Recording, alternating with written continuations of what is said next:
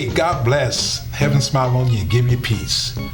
Well, what a day today. Look, you don't want to miss this. Stay tuned. I have a special guest today in the person of Thomas Dodd. I tell you what, he's going to lay down some facts on the track, and you don't want to get off track on this one.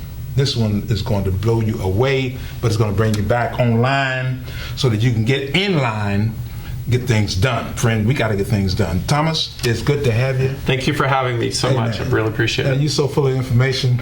If I tell you you're full of it, you know what I'm talking about. Okay? Absolutely. Man, you're a bad motor scooter. Look, you gave me a book, Escaping Slavery, by this Francis Bach. Escape from Slavery. Man, it's a riveting story as I've gotten into the book. And you've been to Sudan, and you have some general information that we can use concerning slavery, trafficking, and all this kind of stuff. I want you to go with it, Doc. I'm listening. Well, I think I shared with Bishop Smith, a friend of mine, Francis Bach. He was in South Sudan, and to give just some background on Francis and his book Escape from Slavery. He's from South Sudan, which is a Christian country. It's south of Egypt, and there's Sudan proper, the Republic of Sudan, and South Sudan. It's an area that is very, very remote, inner part of Africa. But Francis he grew up as a African boy like others, and he was herding cattle. He grew up there.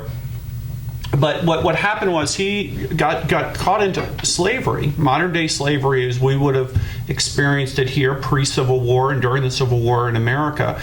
And he was age 6, he was at the market, and he was captured. And what was happening in Sudan, and which is located south of Egypt, is North Sudan have a radical interpretation of the Muslim faith, and they were basically using the justification of Sharia law to come down and capture people, women, and children in Sudan, and they were also killing all the men of military age. And so Francis was captured as a young boy at age 6 and forced to work as a slave in North Sudan, and he escaped at 16 and made his way to America via Egypt. And so the book is about his story, about Sudan's story, and how he escaped and came to America. And also, once he came to America, the fight to raise awareness of modern-day slavery and how they pushed legislation and pushed George W. Bush's administration for the Comprehensive Peace Agreement.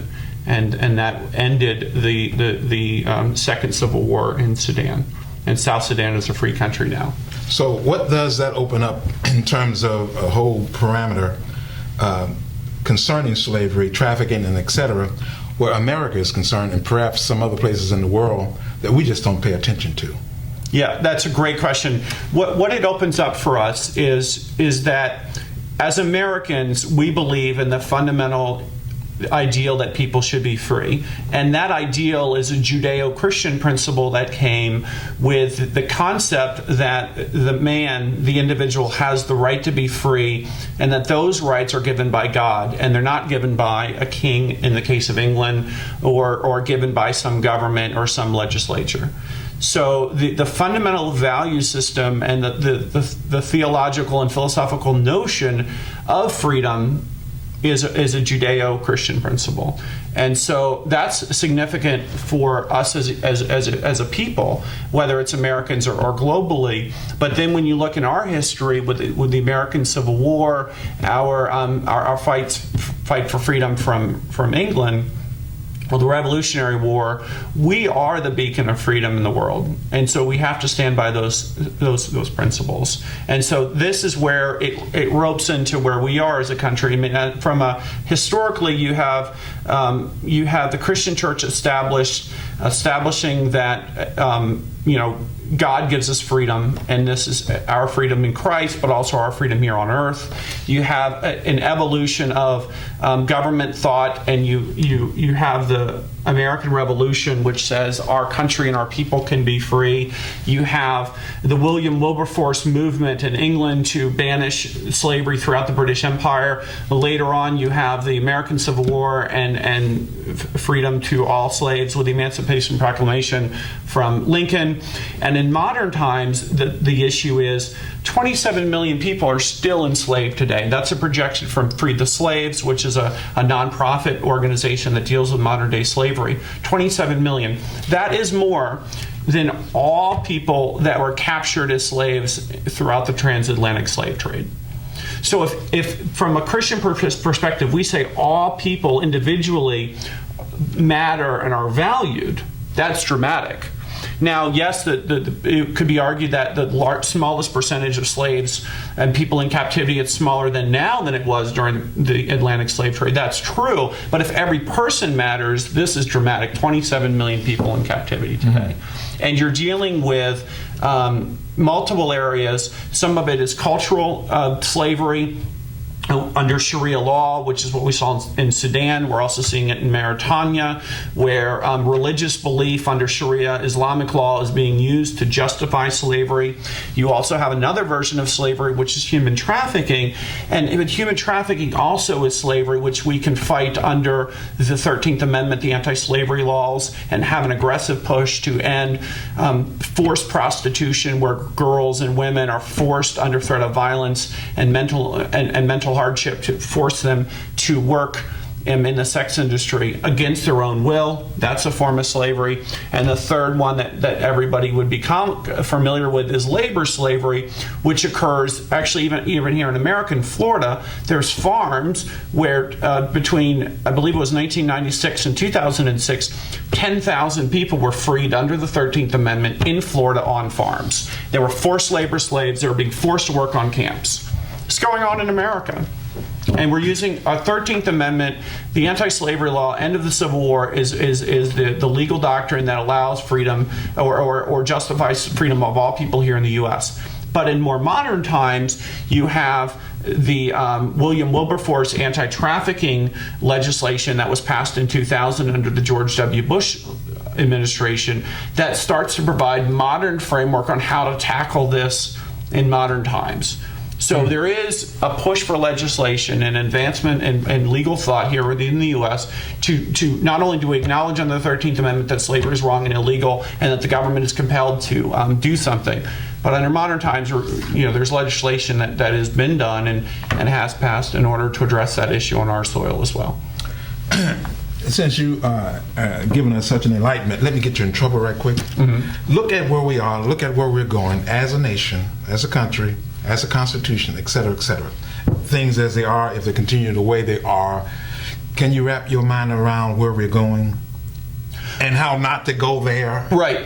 I think there's two issues here dealing with the issue of slavery.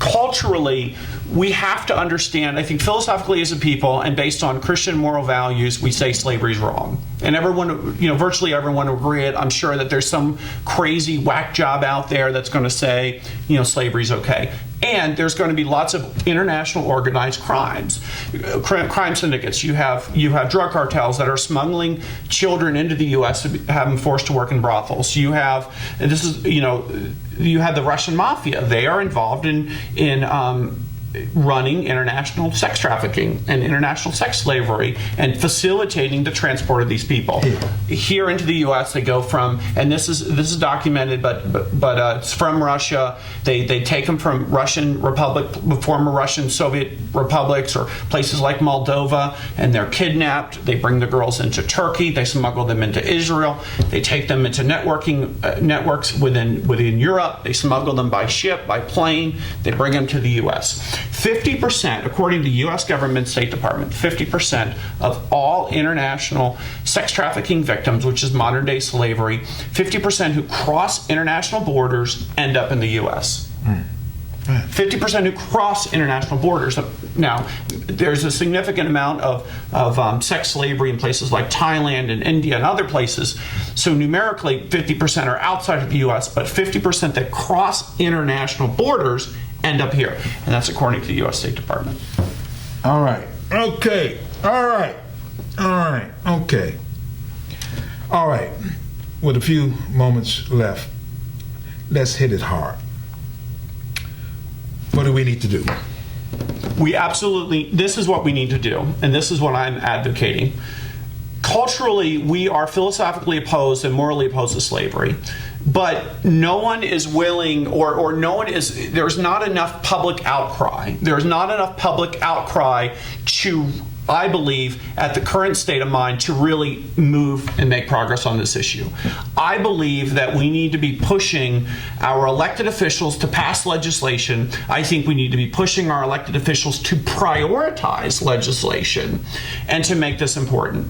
I think we have to go from philosophically and morally, we're opposed to slavery. Socially, we're providing a framework with a lot of the Christian community providing safe houses for victims of sex trafficking, and there are support services that are evolving. But I think the next evolution is to do a much more aggressive push politically for it, not only for members of Congress to vote right on the issue when these bills come up, but to prioritize the legislation to have it advanced.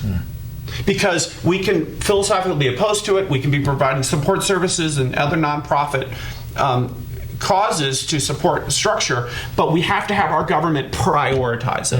And let me give several examples of what the government needs to be doing. 50% of victims internationally that cross borders end up in the U.S.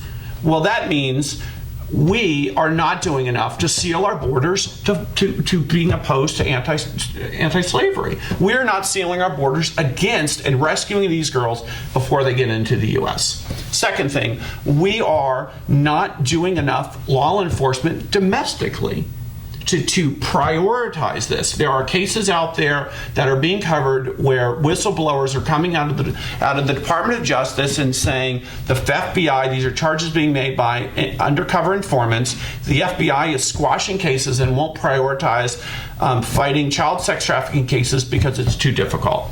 The same informant is claiming that the FBI is whitewashing the ages of these girls because according to FBI regulations that if they're under 18 they're supposed to get higher priority, and they're whitewashing it just and leaving the age of these girls blank, which means they're making the cases less priority. So our government needs to be much more serious, not saying they're not serious, but they need to take the commitment to an entirely new level and address that on the law enforcement side. There's another case recently in Hawaii. It was a labor slavery case, and our government is being criticized for dropping the prosecution, and most scholars that reviewed the case, I'm not a lawyer, but in the press, the scholars and the legal authorities have commented, or legal experts have commented, that they believe this was a lock shut. This was a case that would have been won, and our government dropped the case. So we're not dealing with it on the legal side. Also, on the international political level, we are not holding our allies accountable, or our so-called allies. 7 of the countries that violate anti-slavery and are viewed as really weak on this issue. Some of them are our mortal enemies, but you got North Korea, you have Burma, but you also have countries like Saudi Arabia, Kuwait, United Arab Emirates, you have Sudan, and I might be missing one, but there's 7 according to the U.S. State Department's trafficking report. And some of these are allies of ours, or so-called allies of ours in the Middle East. Saudi Arabia, United Arab Emirates, and Kuwait. So what does that say about our foreign policy when we find this, when we're not challenging our allies on this? It's amazing how we can consider Saudi Arabia and Kuwait and the United Arab Emirates. Yeah. It's amazing how we can consider them allies, and when their constitution, the DNA, and the theological and the philosophical and the experiential reality don't say the same. But you said it, and of course you say you're not an attorney, so we'll just use it. You need to get involved with this legal stuff. Not being an attorney, raise your right hand. Like this. That's your left hand, Dodd. Right hand. You are now a barrister. You are now an esquire. You are now in trouble. Friends, this is serious stuff. And look, our time is winding up. Thank you so much. You laid it out there. And friends, hit the replay button.